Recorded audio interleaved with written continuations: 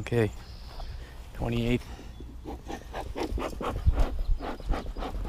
Keep this ready to go. I don't know if you can see, the bees are right up in here in this evergreen, and it looks like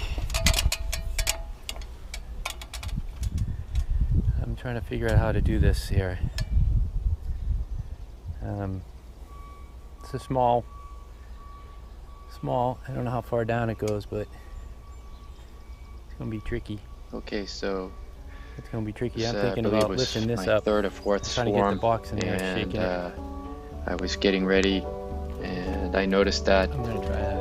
it ended up being a much larger swarm than I had previously anticipated. And now I'm just, I have a styrofoam nuke, and I'm shaking the tree, arborvitae actually, shaking the tree so that, or the branch, so that the bees drop into the box. I have two deep frames in there. They were just foundation. I didn't have any comb at the time, so I just shook them in there, and most of them fell. There's still a good amount that were stuck on there, and as you know, if you caught swarms before, the bees generally go back to where the pheromone is the strongest, and sometimes that's still in the tree. And I couldn't find the queen, so the queen could have still been in that cluster. Therefore, I kept working on it, and it's not always easier on the ladder. I had the ladder too far away. I had to adjust that several times during this whole swarm retrieval, but you get better at it as you go along. This was like my second or third swarm that I did, and after I got a good majority of them together on that in the box, I placed the box down because it was getting heavy, and then I noticed that the bees were still flying around, and you can't really see it in the video, but the bees were hovering around it and hopefully getting the scent, because sometimes the bees will fly from the box if you don't cover it. But I thought there were more bees going in, so I left it open, and I kept going up the tree to grab more what I could, and this is just the top cover that I used, and I was shaking where they originally I found them. I just kept shaking it, and again you can see off that there's quite a bit of bees in flight, and that's going to happen. I mean, it's chaos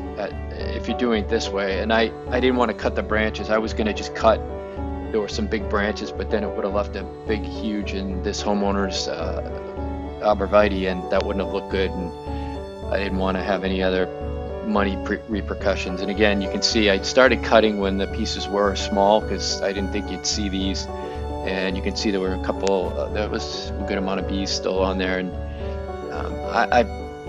after I had this whole box, I realized how big it was. It filled pretty much that box, and I think in hindsight I probably could have broken it up, but I got them all in there, and I had the two frames. I think I had more frames, but I think because they're so crowded, I didn't want to destroy any of the bees, so I kept the two frames in there. And this is just like kind of the tail end. I kept collecting, and I was there probably about an hour and a half maybe, and so it's fairly quick. And as you can see, it was a beautiful June morning. It was around 10 o'clock in the morning, and it was just absolutely no clouds in the sky. It was clear. It was probably in the 70s, the low 70s, so it's perfect swarm weather, perfect day, easy retrieval. I mean, I wish all swarms were like this, but in reality, this was the easiest swarm I had up to date. So they're not all like that, I can tell you that right now. They're mostly more difficult, and inside someone's house, you're cutting holes in walls, and it can get really time consuming and messy. But this one happened to be a fairly decent one. Although I couldn't find the queen, I looked for the queen, I couldn't find her. You don't have to worry about it, because most of the time the bees will know where the queen is, and that's exactly what I did. I just bunkered it up and brought them to our apiary, and that was it.